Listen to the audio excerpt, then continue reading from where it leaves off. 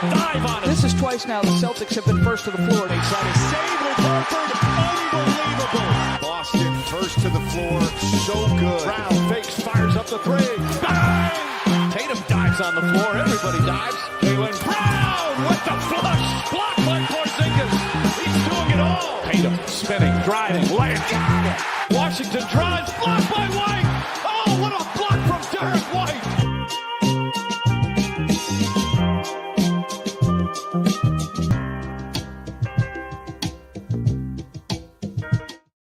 Welcome in, first to the floor, Ben Vallis here, along with Wayne Spooney. A couple of sad boys after the Celtics drop what was, in hindsight, a pretty predictable loss there for the Celtics. Spooney, how you doing, man? Did this one crush your spirit, or are we still repeating this year? Yeah, we're losing in the first round. There's really no doubt about it at this point. No, I have some very strong feelings about this game, basically unrelated to the actual outcome of the game, more or less, but... yeah, third game in 4 nights. I know it was the third game in 4 nights for the Pistons as well, but they weren't on a back-to-back. Yeah. And they were at home. So that, to me, is a pretty significant difference.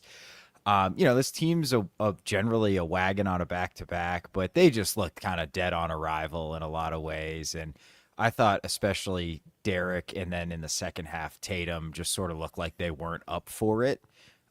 Physically. They are human. Yeah, right, exactly, which makes sense to me. So I am taking just about nothing away from this. Hell, we're still like 12 or 10-2 in our last 12 or something like that. The team's cruising. It's no biggie.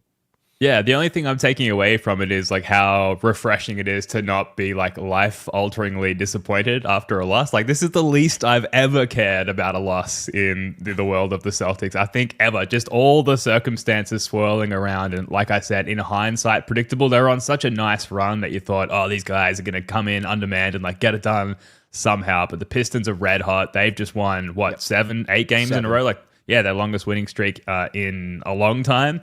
But so it kind of makes sense in hindsight that the Celtics dropped this one.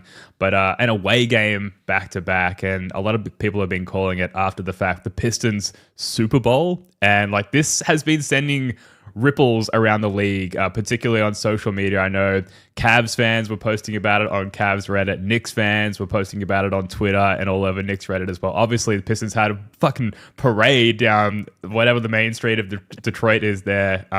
So massive ripples felt around the league. But we'll just spend a couple of minutes on this one because of its lack of matteringness. But Spoony, to start, I thought, and this the thumbnail of this podcast, little clickbaity. Hopefully it got you in here. Welcome if it did. But maybe some weaknesses exposed on the Celtics side of things. And maybe to start there, like the Pistons' ability to like switch basically everything compared to a team like the Cavs, which we'll get to a little bit later, I thought really troubled Jason Tatum in particular, but the Celtics as a whole. We saw KP had kind of a really rough game, rather, even when they did switch. And typically that's a great way for KP to get an exploitable matchup. Like we weren't really able to get him in advantageous positions. So just the switchability and the overall like size of the Pistons, I think just took the Celtics out of their game, unfortunately.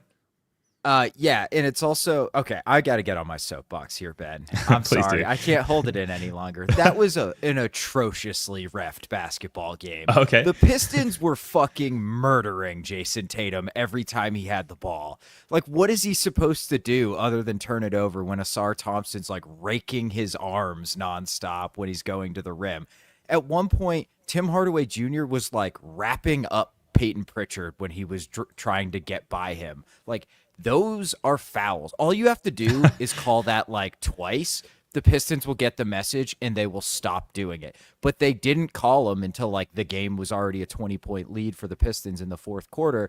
And it's like, well, now you're calling it. Oh, little too late. Like if teams are allowed to defend like that, we're going to look like shit. There's just no way around it. And in the Celtics, this is on them. They should have responded and played the exact same way and made the refs call it. They didn't. Sure. They played their normal stay in front, don't foul defense when they should have just been like grabbing the shit out of the Pistons like they were doing to us. So that was complete and utter bullshit in my opinion. And you were just begging the Celtics to lose that game if you're going to referee it in that way. That said, they could have done a lot better job owning their space, being physical. I especially thought Tatum got hit a bunch in the first half, and then he kind of just checked out and was like, fuck this. I'm just going to shoot a bunch of bad 3-pointers and get out of here. Who cares if we lose? And like, felt like we forced the KP post up a few times when he was like baiting for a foul, didn't get it, and then he kept trying to bait for a foul. And it's like, dude, they're not calling it. Like, just stop. So just kind of didn't have it tonight. But certainly the Pistons are now a very good team. I think JB Bickerstaff is actually not a bad coach take from after the playoffs last year. Looks not so bad. But they're going to be very, very dangerous if they can stay healthy and keep some of these young guys together. And because like Thompson, he got hurt. I hope he's okay. Is going to be a freak defensive player like his brother. Cade is not a great defender, but he's 6'7" as a point guard. He's a big dude. So he unlocks a lot of stuff defensively for them, even if he's not great. So the Pistons just also, boomer take, they wanted it more. Yeah, you could see it. Absolutely. And maybe, like you say, the refs wanted it more for them as well. Just kind of like bolstering the sort of the physicality characteristic that has been true of the Pistons, like, you know, really throughout a lot of their existence as well. But yeah, it was a shame to not see the Celtics kind of give it back in kind there. We're going to do our lizard brain takes a little bit later as well, and this Pistons squad is gonna surface in that segment as well. But the Celtics, just again quickly, we've already spent too long on this game. What the fuck? But 17 turnovers, like they didn't hurt themselves. Many of them live ball turnovers. This is without Jaylen Brown, notable turnover of the ball. He was on the bench, not committing any of these turnovers, and yet we managed to give up 17 in the game, 7 in the first quarter. Pistons got out in transition, 29-8 in fast break points. 31-32 rebounding disparity. I believe it was 15-9 in second chance points. 62-20 in points in the paint. Like they just, on all the margins, Joe Mazzulla obsesses on all the margins. The one margin the Celtics did win in, they had 92 possessions over the Pistons' 90 possessions. Didn't matter because they completely pantsed us in all remaining margins, Spooney. Pretty brutal. Quite brutal. Yeah. I mean, the rebounding 51-32 is absurd. Like, have we lost a game on the rebounding margin in a game like that this year? I would hope not. 19 is friggin' enormous, man. Like, it's very hard to win a game when you're getting destroyed on the glass. And like Duran's a great offensive rebounder. He had 4, but like Tobias Harris had 2. Tim Hardaway had 2. Malik Beasley had 2. B-Ball Paul had 2 in like garbage time, I'm pretty sure. But still, like it's almost impossible to win a game when you get butchered on the glass that badly, because also it means you're probably missing a lot of shots because there's a lot of defensive rebounds for the other team to get, and they're making shots and you don't have anything to rebound. So I just thought this is like a total throwaway game to me. Like, whatever, on the road, 3rd and 4, back to back, missing Jaylen Brown, and Jaylen like lives to play the Pistons. I feel like he always destroys the Pistons. So we kind of just missed his low variance offense last night, and we got, hey, credit to the Pistons. They beat our ass. Yeah. RJ, shout out for the super chat here. Thank you. I think RJ has put way too much of his pocket money into this podcast at this point, but we appreciate it every time. He says, for those listening to the show, this C's team rather is not a punch you in the mouth sort of squad, which is odd given our psycho coach. Yeah, if anything, like Joe Mazzulla is more likely to come out and punch someone in the mouth in the middle of the game. We saw the attempted block out of a timeout last year, I believe it was. But yeah, I mean, this Celtics team, like, they finesse people. They don't really need to take on that mentality with physicality. They finesse people with their when they're at their best, their ball movement and their switchability and their overall diversity on both ends of the court. So they don't really need to take on that sort of Marcus Smart-like physicality anymore. They just beat people with skill and talent. But definitely probably needed to put up, like you said, Spinny, a bit more of a fight last night, and they just weren't there for it. Understandable, though, given the second night of a back-to-back on the road circumstances. Yeah, and like when the Celtics are at their best, like, you can't be physical with them because you're so far behind the play that it just doesn't, like, you're so out of position, like you can't even really get your hands on them. Did not see a lot of that last night at all. I thought, like, Tatum was just driving into the teeth of the defense, I think, because he got frustrated and coughing the ball up. Yeah, he was getting fouled, but like, they're not calling it, so stop doing that. You know, like, that's a pretty easy adjustment. Even though he was efficient last night, I will give him that. Yeah, and I mentioned it before, 62-20 disparity in points in the paint. Like, our defense sucked. And, like, during that slump part of the schedule, like, our defense was partially, or at least probably majority-wise, the catalyst for that slump. And last night, like, the Pistons were just getting into the lane with ease, and that points in the paint differential. Absolutely. Steve in the chat also saying KP looks sick. I think I heard, might have been Jake in the Discord or on Twitter saying that like KP's been sick, like is that cold, and there's been some sort of like cold or flu making its way around the team as well. So I don't know, not making excuses, but we shot 43% from three last night on 49 attempts. So like, where did all those rebounds come from for the Pistons if we're like hitting so many threes as well? It makes no fucking sense. I think I haven't looked at the stats here, but like one would derive from that we just missed a fuckload of looks at the rim, Spooney. That would be correct, Ben. We shot worse from two than we did from three, I'm pretty sure. So that's not an ideal way to win a basketball game. We made 12 twos. Just not a lot of twos. It was just a weird game because we like basically don't lose when we shoot from three like that.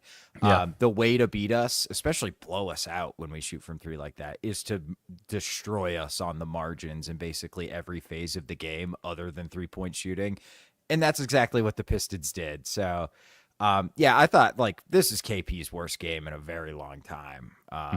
Like maybe since he was on the Mavs, very long time. So it was just a bunch of circumstances that are not repeatable, certainly in the playoffs. And I think the Pistons will be a scrappy team for like, they could give the Knicks some problems, man. Like Cade working the high screen and roll against Cat would give me nightmares as a Knicks fan. So they're going to be very good for a while if they can keep these guys together and don't do anything Pistonsy about it.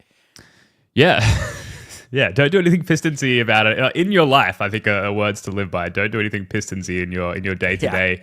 But shout out the Pistons. They wanted it more, is the cliche, like you said, Spooney. But they're a fun team. And, like, in my mind, non-threatening. Like, we'll talk about a potential playoff matchup a little bit later in the show. But, like, they're just a fun team that I like. And they've never done anything bad by us. And for that reason, I wish them the best. But maybe we should move on to our Lizard Brain takes, Spooney. And for those who aren't aware of the segment, do you want to give us the setup here?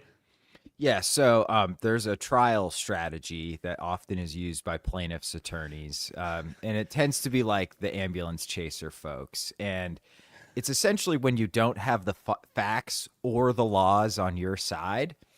So a case you probably shouldn't have taken, but again, these guys will take it. You play to the jury's reptile brain. It's called the reptile theory. And basically we all still have that emotional part of our brain that can hijack our logical and rational thinking if it is sparked enough. So lizard brain takes are essentially all feelings, no facts, even though I did look up some stats for one of them, where it's just like, we know it may not be true, but for some reason, the lizard part of our brain is just saying like, yeah, but what if it is true? Yeah. It could be good, could be bad, but that's where it's coming from. We don't necessarily believe these, but there's a little part of us that just can't quite let go of it. Yeah, almost like inexcusable guilt-free takes. Like it's a sudden safe space. Like be quiet in the comments. Like supporting comments only. These are just like deep reptilian thoughts that have no sort of basis or foundation in fact or logic. But I think you set it up perfectly, Spooney. So with that said, hit us with your first lizard brain take. Okay. Is Luke Cornett better than Jalen Duren? Well, have you got the stats to back it? I have a few. The Celtics are 6 points per 100 better with Luke on. So like that's not his net rating. He boosts our net rating 6 points better when he's on the court. The Pistons are 1.3 points per 100 worse when Duren's on the court. And Duren, his big thing, elite rebounder. That is his selling point. This guy is a great rebounder. He's okay defensively. Luke is okay defensively. He doesn't pass. He's also a great finisher, better finisher than Luke. But Duren is in the 60th percentile as an offensive rebounder. Luke is in the 98th percentile. Duren's in the 75th percentile as a defensive rebounder. Luke's in the 76th percentile. Luke Cornett is a better rebounder than Jalen Duren on a per-minute basis. Holy shit. He's also an excellent rim protector at this point, Cornett, and he's a million times more versatile offensive player. Even if you think Duren's like roll gravity, like the Rob Williams type verticality is more important than what Luke does, Luke can give you different looks offensively, whereas Duren, it's basically he's in the dunker or he's rolling to the rim. He's not like picking out passes from the high post like Luke Cornett can. And I thought this was going to be a crazy take, and then I looked into it, and now I'm like, I might be convincing myself of this lizard brain take. Yeah, certainly. Like I talked about the Celtics finesse earlier, and like just eye test alone, Luke Cornett's offensive finesse, like just his screen and roll, often short roll, his reads when he catches in that little short roll pocket, like all of those things, like and how that complements the rest of our roster, like I would think with night and day over Jalen Duren. That said, if you said to me right now, like regardless of salary, Luke Cornett, Jalen Duren trade, like right now, like I think like you'd have to consider it, right? I mean. Yes, I would do that trade. Duren's 21. You know what I mean? Like Duren as a long-term piece is clearly a better, like more valuable than Luke Cornett. But if you want to win in the playoffs this season, don't you think there's an argument for Luke? Am I crazy, Ben? Tell me I'm crazy. I'm just looking at his stats. Like, yeah, I don't know if you're that crazy. I mean, it's really just a testament to Luke Cornett and like how much he's improved. This is a classic lizard brain take, by the way, because it's like finding a groove through my outer brain and into my emotional side. I'm really struggling with it. Like, of course, like I'm team Luke, ride or die every day. Like for this Celtics team, like you wouldn't make that switch right now. You'd continue to ride with Luke Cornett. So in the context of the C's, yes, absolutely. Pistons are hanging up the phone, like cutting the cord, like cutting all ties with the Celtics front office. Well, please never make any contact with us ever again. We don't want to see you again in our lives. But I think at least in the vacuum of the Celtics, it's a really sound take. So I like that we're even able to have this conversation. That's what I like most about it. Oh, yeah, that's the best part. Luke Cornett, he has literally blown my mind with how good he's gotten. It does not make sense to me. He was out of the league at 25, essentially, and now he's like an excellent role player at 28. It makes absolutely no sense. But what do you got, Ben? So this is nowhere near as extreme as that, and it goes back to what we were just talking about, but it's what's been on my mind since yesterday, and that it's just I really fucking hope the Knicks beat the Pistons in the first round of the playoffs. As hilarious as it would be for this Knicks team with all the hype, the bing bongs of past and the roster construction to try and match up against the C's, to just lose to the motherfucking Detroit Pistons in the first round would be objectively one of the funniest things to happen in NBA history. But the Pistons are way more of a matchup nightmare. For us, there's no Karl Anthony Towns that we can attack in drop on the Pistons. I genuinely think a second round matchup against the Pistons would be a much tougher time for the Celtics than a second round matchup against the Knicks. So I just hold out hope that the Knicks can actually get it done in the first round, because right now it's the 3-6 standings in the East, so that would be the first round. Okay, this is a wonderful lizard brain take because it's oozing recency bias. Yeah, of course. Because we just lost to them and beat the shit out of the Knicks twice. Oh, yeah. So here's I think, let me give you the argument for the Knicks, right? Okay. The Pistons will not be able to score in the playoffs unless they're playing a whole lot of Tim Hardaway Jr. and Malik Beasley. And I know they looked solid defensively last night, but in a playoff series, the Jays can absolutely destroy both of those guys. And Duren, like, seems like he should be switchable. He's not actually switchable. So you can attack Cade and Duren in the pick and roll and get shots you want, rack up fouls on Duren, and wear Cade's ass out. So I think the Pistons are going to have a lot of trouble scoring because they need to play Ausar. He's like what unlocks the switchability of their defense that, you know, you're so terrified of. He had 5 steals, you know, but he can't shoot. Like, you can game plan him completely out of the offense. The Knicks have their problems, but they are like the best offense in the NBA. Like, they can be really, really difficult to stop if they get their stuff together. They've not been able to do that against the Celtics, but the Knicks have the best unit of these teams, right? Like, their offense is way better than the Pistons offense or the Pistons defense. But so I'm not afraid of either of these teams. So I kind of want the Pistons to win just because I would love to see the reaction of the Knicks losing in the first round. I think we'd handle both, but I get what you're saying. Like, I said it with Jake last show, is like, you don't beat the Celtics by being a worse version of them. You beat them by being totally different. And the Pistons are really weird. Well, yeah, and they can slow down Jason Tatum. We saw it last night. They can slow him down without doubling him, which is unique to very few squads in the league. And we saw JT struggle with that last night. Like, they've got multiple guys, especially Asor Thompson. I hope I'm pronouncing his name correctly. I just realized it's one of those names I've never said out loud. The Detroit Thompson twin slow down JT, in multiple instances without any help and without any real trouble. And there's very few people who can do that. And then, if you're not doubling JT, then you're not opening up one of the best aspects of his game. So that troubles me, despite their own offensive deficiencies. The fact that they can limit the best aspect of our own offense is a little bit terrifying. But the hilarity of a Knicks loss would be almost too tempting to give up. Yeah. And might I add 2 words that go hard against the Pistons in the playoffs? Tobias Harris. Oh, yes. Yeah, it's a very good point. He's been fine for them, but in a playoff series, he's one of the best Celtics on the court every time we play him in the playoffs. So, I mean, they've got some holes, Ben. Yeah, it's you could rest your case with Tobias Harris. I think that I have no rebuttal. All right, what's your next LBT? Okay, I went mostly positive tonight. I don't know why. I'm just in a good mood. Jordan Walsh is going to figure it out in the second half of this last little part of the season. I just feel like he's going to figure it out, and we're going to see the real evidence of this is this guy's role as an NBA player. This is what he's good enough at to carve himself out a role. And I think he's going to do it by becoming O'Shea Brissett. Play his ass off. He's got really good instincts for cutting and making quick decisions.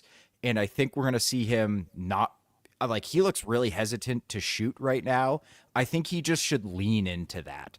Set the screen, roll, get in the short roll, cut from the corner, get to the dunker. He's super athletic. He can do damage from the dunker, and he can make decisions when he catches in the dunker spot. So I think we're going to have Walshy sort of head towards a closer to, instead of 3 and D, O'Shea Brissett and D style player.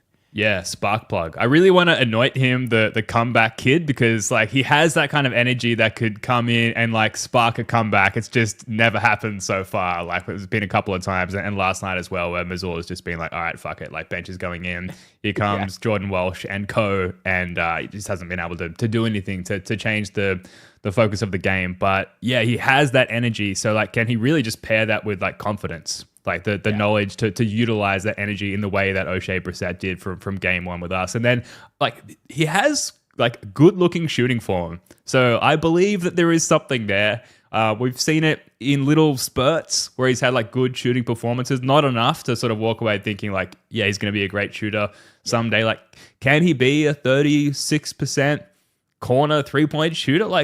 Probably. And then if you're starting to prepare that skill set with what you've lined up here, Spooney, I think that's when you've got sort of a long-term, sustainable bench player. So I believe it. I think I'm still on board despite that with Torrey Craig being brought in for this stretch run and spelling guys throughout the sort of latter portion of the season here. But I also have hurt feelings on behalf of Jordan Walsh, because I want to see him take on that role. Yeah. My cat just jumped onto my lamp. Okay, hold on. Your cat hates this podcast. She really does. Torrey Craig coming in. If any podcast is qualified to be angry on behalf of Jordan Walsh, it is this podcast. Yes. So I'm with you, Ben. It's an outrage, frankly. Mm-hmm. So I mean, I'm thinking fire Brad Stevens because of it. I don't know. Maybe that's a little too harsh. We'll talk offline. I can maybe get there. But come on the show, Walshy. Come on the show. It's got to happen at some point. All right. I don't know how I feel about this one. Is Peyton Pritchard going to have a bigger role in the playoffs than Drew Holiday?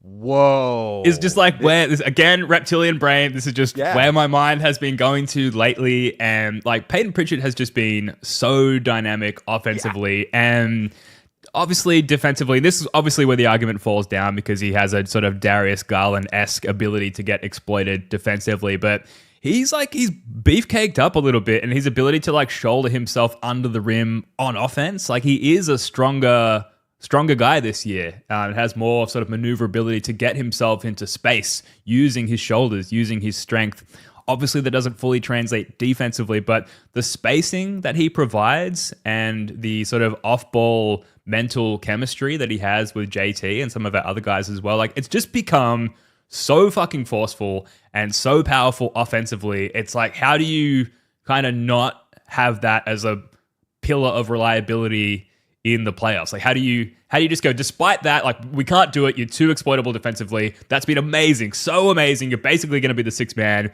despite all that, sit on the bench, we can't use him in the playoffs. Like, I just don't necessarily believe that that's going to be the case. Dude, this is like an amazing lizard brain take, because it's like on first blush, it's like, that's insane. But also, you're right. Pritchard has been that good where he's like bullying his way into the playoff rotate, like a meaningful, not 10 minutes a night, not 8 minutes a night, like 25 minutes a night playoff rotation spot. And on the rim finishing, he's shooting 74% from less than 5 feet. Which is like what centers shoot at less than 5 feet. Last year it was at 69.6. Like, he doesn't take them over people. You're right. He does that like bully ball, puts his shoulder into you, slight chicken wing, and then just gets it up. So he like never misses them, and it's borderline unblockable. So he shot 125 shots at the rim last year, and this year he's already at 92. So he should hit around like 150 at the rim. So volume's gone up, efficiency's gone way up, and you combine that with him being one of the 10 best 3-point shooters in the NBA. And like he is Garland-esque in that smart teams, and the Pistons are a really bad matchup because Cade's huge, so that's just immediately a mismatch for him. Like, that's a really tough cover for Pritchard, but he's stout, man. Like, guys try to post him up and they just go absolutely nowhere. So they take like turnaround jumpers over him, and Cade is really good at that shot. That's like his shot. Whereas other guys, like, they're just not as comfortable shooting that, and they'll just straight up miss. So like, he does a good job on Brunson too, like a really good job on Brunson. So, but it's like the other side of the argument is like, it's Drew fucking Holiday. I know. Yeah, I know. Well, like, I'll bring this up for the 10th time on this show. Remember that one time that Memphis just decided to sag off of Drew Holiday and that completely discombobulated our offense? Like, is that a strategy waiting to be used against us in the playoffs by some team? And is that just going to have Drew Holiday have to sit down and Peyton Pritchard stand up and win us a couple of games? Well, I mean, if Drew's shooting 34% from three, like, if that's real, because like with older guards, man, like, it's like, boom, it's just the legs. gone. Yeah. It just doesn't, they just don't have it anymore. And like, I think Drew will be fine in the playoffs, but like, if he's shooting 33% from three, we kind of need him to make shots because he's going to be wide open for a lot of them. And like, we need his spacing and his ability to like make decisions out of spot up opportunities. And like, Pritchard's been way better at that than him this year, just like straight up. You got any more? Any more lizard brain takes? I do. Should we do prize picks and then I'll do the last one? That's a really good point. Yeah, we should do an ad read. Yeah, go for it. All right, I'll hit it. Hold on one sec. Alrighty, prize picks. All-Star. Oh, shit. Sorry. Go for it. Thank you. All-Star weekend just happened, and prize picks the best place to win cash while watching your favorite teams head to the playoffs. You can now win up to 1,000 times your money on PrizePicks. Sign up today and get $50 instantly when you play $5. You don't even need to win to receive a $50 bonus. It's guaranteed. The Celtics have been machines lately, so I've been hammering more on various C's. One of my favorite mores isn't Peyton Pritchard points. Oh, no. PP has been diming people up. Give me Peyton more assists. You might have heard of this Jason Tatum guy. He has been on a mission recently, a mission to go more on points every single night. So get in on the action. The best part is PrizePicks puts their members first, so all withdrawals are fast, safe, and secure. When my picks hit, I can get my money in as quick as 15 minutes. So download the app today and use code CLNS to get $50 off instantly after you play your first $5 lineup. Download the app today and use code CLNS to get $50 instantly after you play your first $5 lineup. PrizePicks, run your game. Shout out PrizePicks. Awesome way to supplement your hoops viewing experience, and shout out to the CLNS Media Network for backing the First of the Floor YouTube show and audio podcast. Spoody, you've got one more Lizard Brain take for us. Hit us with it. Yeah, this one pains me. It's almost Uh-oh. hard for me to say it, Ben, but like, Is it Jaylen Brown related? no, it's not. Okay. It's even more dear to my heart than that. Al's gonna be okay, right? Oh. He's fine. He was right? just okay just like a few games ago. Yeah, but we kind of need him to be more okay than like once every 2 weeks. You know, like that's just regular season, right? Yeah. Right? I think that's all he can do.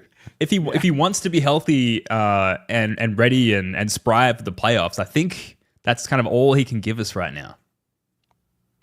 Yeah, That's all I have. Sorry. is that like concerning that maybe he can't scale up to a big role in the playoff? Dude, he's like 38, you know? Like the playoffs are hard.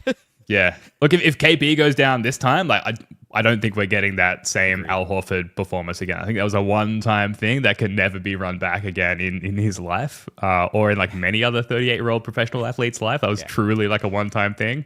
But it's like, how many times have we had this conversation about Al Horford in the last, like, I don't know, 5 years? Like, even 34 years old, you're like, aging big man, is he going to be able to do it? Like, here we are again, and each year it becomes more of a reasonable take because it's like, well, now he really is old.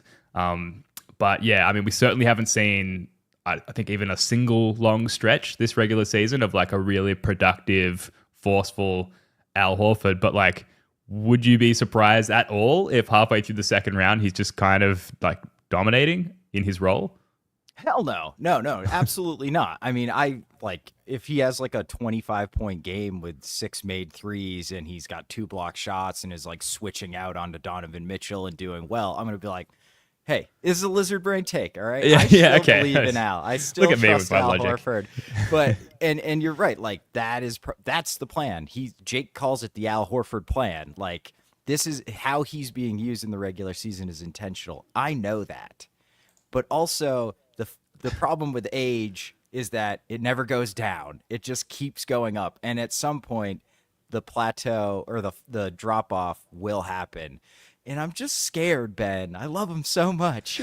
Yeah, it's inevitable. It's going to happen. And like, is this his last year ever? You know, like who knows? I don't want to. I choose not to get into that conversation. In fact, even when he does retire, I will somehow pretend, hopefully by way of a somewhat productive Xavier Tillman, just be able to sort of blow my vision and pretend that he's still there to some degree. But I mean, it's going to happen eventually. But of all the people who could dig deep and like find it again for a 6-week playoff run, like it's gonna be Al Horford, I think. But he's certainly not giving us many clues as to what we can expect this year, which is always troubling, and a feeling that I'm very familiar with, I think. But it's a great one for Lizard Brain Takes. And maybe that's really good every 2 weeks. That maybe that's the breadcrumb. It's like it's in there. He just doesn't need it right now. So what is the point? And that's exactly what I want him to do. But I still just like when he's just clanking threes that are wide open. It's like get a couple more of those to drop for me, Al, please. Yeah.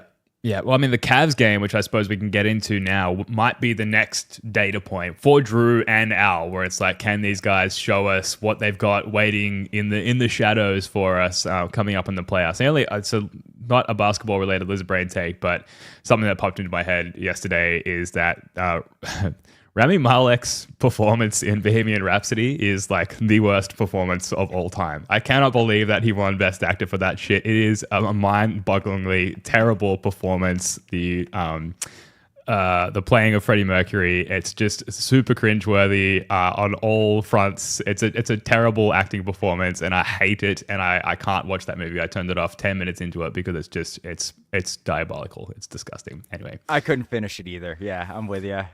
It's so bad. Oh my god. Anyway, look, not a basketball take, so we'll move on. But the Cavs. So the injury report for tomorrow for the Celtics against Cleveland: Jaylen Brown, left thigh contusion, questionable. Drew Holiday, he's on the Al Horford plan. Right hand mallet finger is the classification there. He's also questionable. Was he hammering something and got himself on the finger? Is that? Yeah. I don't know. Someone in the chat, call in. Tell us what a mallet finger is. And Luke Cornett, questionable for personal reasons. Cavs in the last 2 weeks. This is per Cleaning the Glass. You know I love my 2-week look back, Spooney. Hell yeah. 4-0, number 1 offense, number 4 defense, 3rd in turnover efficiency. And then on the season, they're somehow still shooting 40% from 3 as a team and also maintaining a league-leading 59.3 effective field goal percentage. They're a fucking good team. Now they've got DeAndre Hunter, who is scoring 1.35 points per shot attempt as a Cav in 7 games, 57% from 3, and is shot to the top of the list as far as like capabilities around defending the Jays, at least within the vacuum of the Cavs roster as well. So kind of a scary matchup, Spooney. Yeah, I mean, the Cavs are tough. Like, Mitchell just terrifies me. For like the level of player he is, he's like the 13th or 14th best player. I respect him as if he's like Shea and Jokic. Like, for whatever reason, I just feel like we have a really difficult time guarding Mitchell. Well, because he's really difficult to guard. But for me, it's like if Garland plays well, they win. If he doesn't, they lose. And I feel like we do a really good job on Garland. Like, Hunter changes the calculus some because he's not bad defensively and he keeps, gives them their spacing. Whereas before it's like you either have a Okoro who shoots 40% on like 2 threes a game, but has some defensive capabilities, or Strus, who can be picked on defensively but is a lights out shooter. And now Hunter gives them a more complete player on the wing, but the Jays are not afraid of DeAndre Hunter. They go at his ass, and they can get his ass. But yeah, that was when he was on Atlanta. The Cavs are a much more structured, intelligent defense.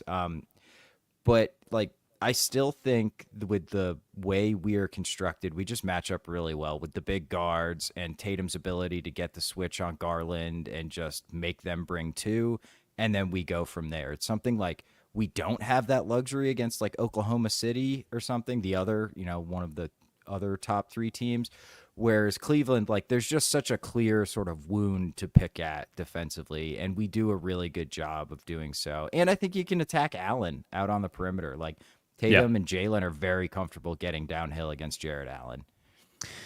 Yeah, I want this one so badly because the Cavs fans are obviously riding high on the entire season. Like, there's not really a single stretch you can point to where they haven't had a reason to ride high. But now with DeAndre Hunter and how he's looked, they're so like, oh my God, we nailed this trade. Like, we couldn't, there's never been a better front office maneuver in the history of the NBA because of how good DeAndre Hunter has been. So I would love so much for the Jays to just rock up, Jaylen Brown, healthy thigh, and just go at him and destroy him and like send a message, because there's 2 ways to go about it. And I think Joe Mazzulla is going to lean towards the latter here. There's the keep your cards close to your chest. Don't sort of put your direct strategy out there for everyone to see and save that for the playoffs, or come out, fucking dominate them, send a message so that if you do match up in the playoffs, they're already scared shitless by the time you get there. And I think Joe will lean in that direction, and hopefully that's the Celtics we see tomorrow night. Hopefully that's the Al Horford and the Drew Holiday we see. Just like, there are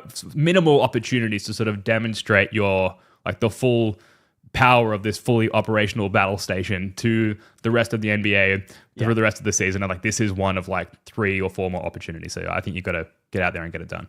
Yeah, like, that's exactly how we played those Knicks games. Even though we were missing guys for one of them, we didn't need them against the Knicks because we're such a bad matchup for them. But like, Joe was pulling out the stops. Like, he was scheming defensively, and we were getting into our stuff against the Knicks, like the type of stuff you will see in the playoffs. And I suspect, my guess is like Drew may not play, which is kind of a big deal for this matchup. Yeah. Not only because he obviously is a big guard that gives Cleveland trouble, but also he's so switchable that like you can just switch him on to Evan Mobley or Jared Allen and not have to worry about it. Whereas Pritchard, obviously, that's quite a mismatch with Peyton. So I mean, I suspect you're right in that the way we play this game, we will show up. It will be like last night, but I'm not sure if everybody will play. I wouldn't be surprised if Jalen doesn't play, or is he not even on the injury report? So he's on there as questionable. Yeah. I don't think he should play. I don't think it makes sense. Like, bigger picture, like let's be kid gloves with JB. I don't know. What do you think? Yeah, I think the kid gloves are everybody, as much as it would just rule to come out there and kick their ass. And, maybe we give ourselves some sort of redundancy. If we don't have our full roster, we can say, hey, like we couldn't bring our A game. We didn't have all of our personnel. And then, of course, we've got Denver like less than 48 hours later as well, which is a game that we need to be prepared for. So, and the Cavs haven't played since Tuesday. So they're going to be so rested, like so focused, so much scouting and preparation time, where we're like probably only recently arrived back from Detroit, so it's a completely different situation for both teams. So kind of terrifying. But oh man, it's going to be such a satisfying win if they can get it done. Anything else before we wrap up here, Spooney? I don't think so, man. Like I said, I'm just glad the team's back. That stretch was brutal. Like not having to come here and talk about why everything is actually okay and like it'll be fine when after a loss is just very freeing. Because that was a tough like 2 months for a little while there. So it's beautiful. Yeah, it's been a long season in that sense, so it's good to just be able to, kick out some Celtics thoughts and have some fun with it on the pod. So thanks everyone for joining us. If you enjoy the show, please hit that like button. Please subscribe. If you're listening to the podcast, leave us a 5-star rating and review. You're not doing anything. You have time. Hit that like button. Subscribe. Leave us that review. We'll be back in the wake of the Cavs game. Then we've got the Denver Cup on Sunday night. Looking forward to that one. So plenty to look forward to. Wayne Spooney, love your work, man. Until next time, go Celts.